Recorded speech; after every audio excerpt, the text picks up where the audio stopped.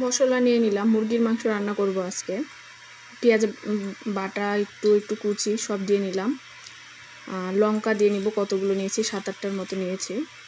আর একটু তেজপাতা দিব, 2টো তেজপাতা ছিঁড়ে নিয়েছি। আদা বাটা দিলাম, একটু রসুন বাটা, সব একে একে দিয়ে নিয়ে একটু হলুদের গুঁড়ো,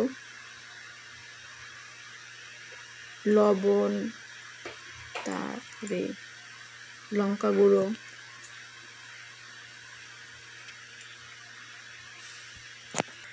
মরিচ বেশি খেতে পারি না, এই জন্য 1 চামচই দিলাম। সাথে বড় এলাচ, 2টো লবঙ্গ দিয়ে নিলাম। এখন মাখিয়ে নিব আস্তে আস্তে, ভালো করে ম্যারিনেট করার জন্য।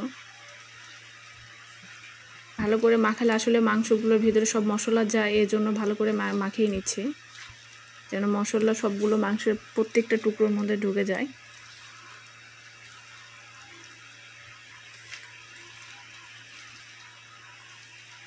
মুরগির পাগুলো জামাই মশাই খাই তো, এই জন্য।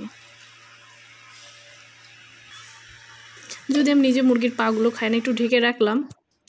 এখন কড়াইয়ে তেল দিয়ে নিলাম।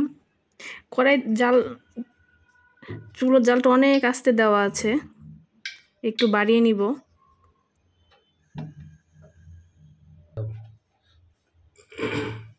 একটু হলুদের গুঁড়ো দিয়ে নিলাম, তাহলে আলুগুলো ভাজতে বা কালার একটু সুন্দর হবে।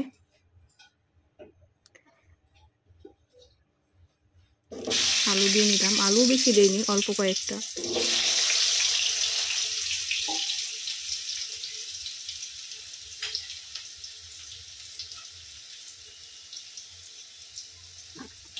নেড়ে চেড়ে, আলু দেখি ভাজাই হয় না।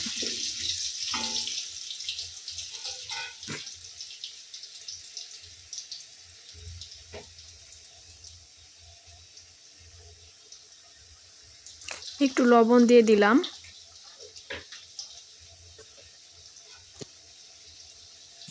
আলুগুলো ভেজে নিচ্ছি। এত ক্ষুধা লাগছে, রাতও হয়ে গেছে অনেক। আসলে অপেক্ষা জিনিসটা অনেক কষ্টের। রান্না করছি আর এদিকে অপেক্ষা আর অপেক্ষা, রান্না শেষ হয় না। কখন যে রান্নাটা শেষ হবে।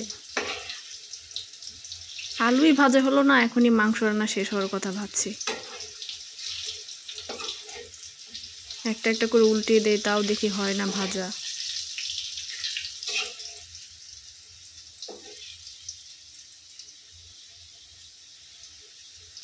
হও হও, তাড়াতাড়ি হও, তোমরা ভাজা হলে তারপর তো মাংস দেব।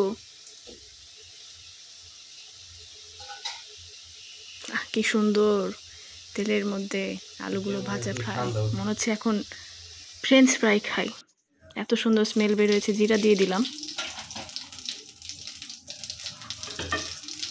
এখন মাংসগুলো দিয়ে দিব। অবশেষে অপেক্ষার প্রহর শেষ হলো মাংস দেওয়ার জন্য। মাংসগুলো দিয়ে ভালোভাবে নেড়ে নেব।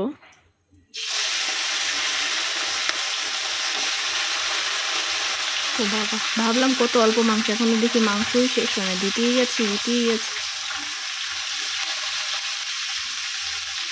আরও একটু আছে। ও বাবা, কতগুলো!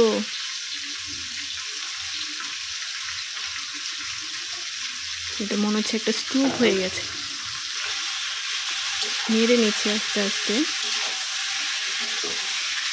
আর পোলট্রির মাংস তো একটু ভালোভাবে নাড়লে, না ঢেকে, আর ঢেকে দিলে দেখা যায় যে মাংসগুলো বেশি নরম সেদ্ধ হয়ে যায়, পরে ভেঙে যাওয়ার সম্ভাবনা থাকে বেশি। এই জন্য না ঢেকেই আস্তে আস্তে নাড়তে থাকবো, তাহলে মাংসগুলো টেস্টও ভালো হয়। মানে একটু শক্ত শক্ত থাকে, মনে একটু দেশি মুরগির ভাব মনে হয়।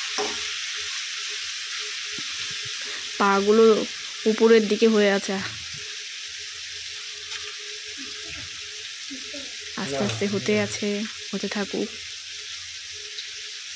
দেখি অপেক্ষা কখন শেষ হয়। আলুগুলো দিয়ে দিই। আলুগুলো দিয়ে আলুর মধ্যে যেন একটু মাংসের মশলা রসগুলো যায়, তাহলে আলুগুলো খেতে বেশি মজা লাগবে। এই জন্য দিয়ে নেড়ে নিচ্ছি। সুন্দর কালার হয়ে গেছে কিন্তু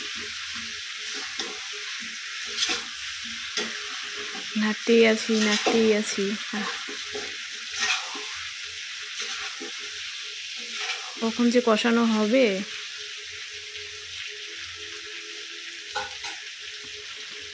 কষানো হয়ে গেলে দিয়ে দেব জল। তা দেখি শেষই হয় না কষানো।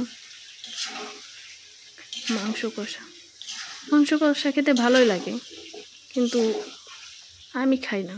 সবাই বলে যে মাংস কষা খেতে অনেক মজা। মাংসগুলো ভালো করে কষিয়ে নিলে, ভালো করে ভাজলে পোলট্রি মাংসগুলো ভালো লাগে। জল দিয়ে নিই, অপেক্ষার প্রহর শেষ হলো, এর জন্য জল দিয়ে দিচ্ছি। মাংসগুলো ভালো করে কষিয়ে জল দিয়ে নিলাম। সুন্দরভাবে নেড়ে টেড়ে মাংসগুলো, আলুগুলো দিয়ে দিচ্ছি জলের ভিতরে, যেন সেদ্ধ হয় আরো ভালো করে, মশলাপাতি সব ঢুকে যায়।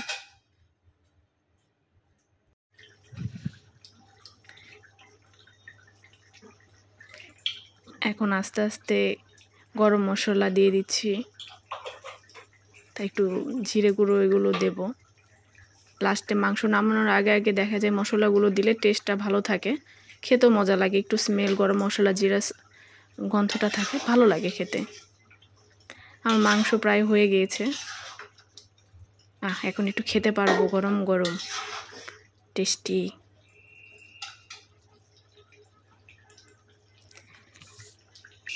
শেষ আমার মাংস রান্না। Tata, bye bye.